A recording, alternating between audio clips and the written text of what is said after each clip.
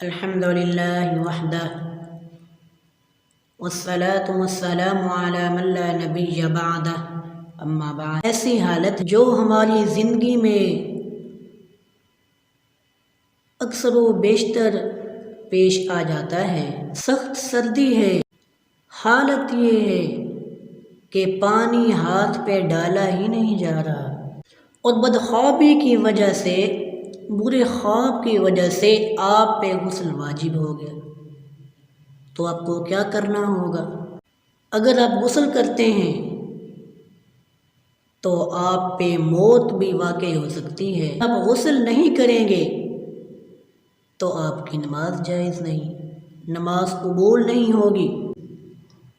رسول اللہ صلی اللہ علیہ وسلم کے زمانے میں بھی ایک صحابی کے ساتھ اسی طرح ایک مسئلہ پیش آیا۔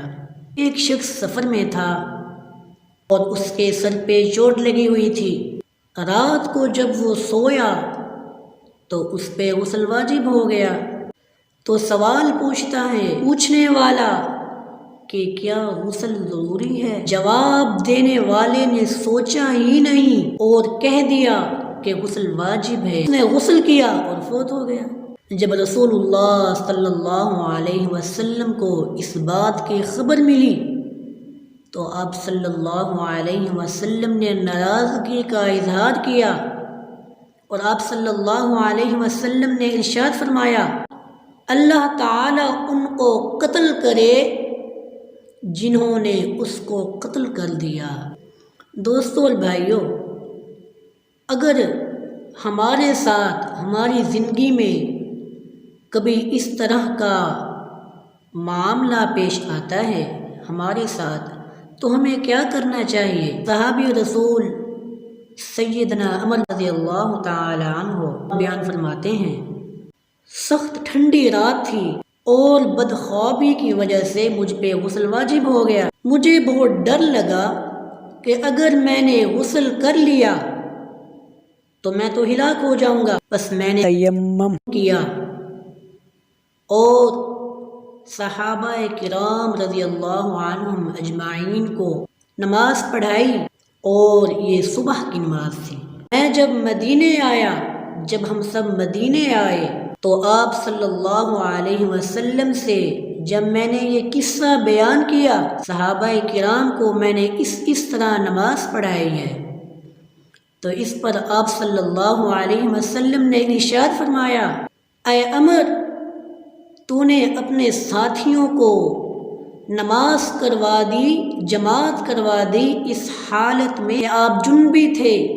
آپ صلی اللہ علیہ وسلم نے جب اتنی بات کہی تو سیدنا عمر رضی اللہ عنہ بیان کرتے ہیں کہ رسول، مجھے اللہ تعالیٰ کا یہ پیارا فرمان یاد آ گیا تھا، وَلَا تَقْتُلُوا أَنفُسَكُمْ ان اللہ کان بکم رحیما، تم اپنے آپ کو مت قتل کرو، بے شک اللہ تعالی رحم کرنے والا ہے۔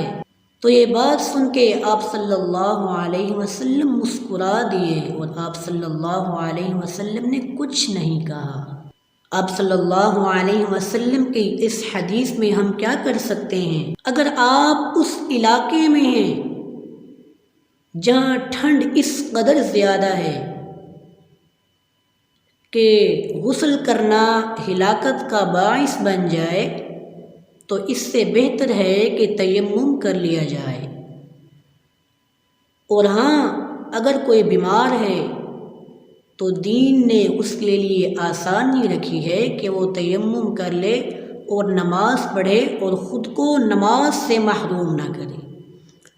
دوستو اور بھائیوں، اللہ تعالیٰ سے دعا ہے کہ اللہ تعالی ہمیں آپ صلی اللہ علیہ وسلم کے ان پیارے فرامین سے محبت کرنے کی توفیق نصیب فرمائے، آمین۔ وما علینا الا البلاغ المبین۔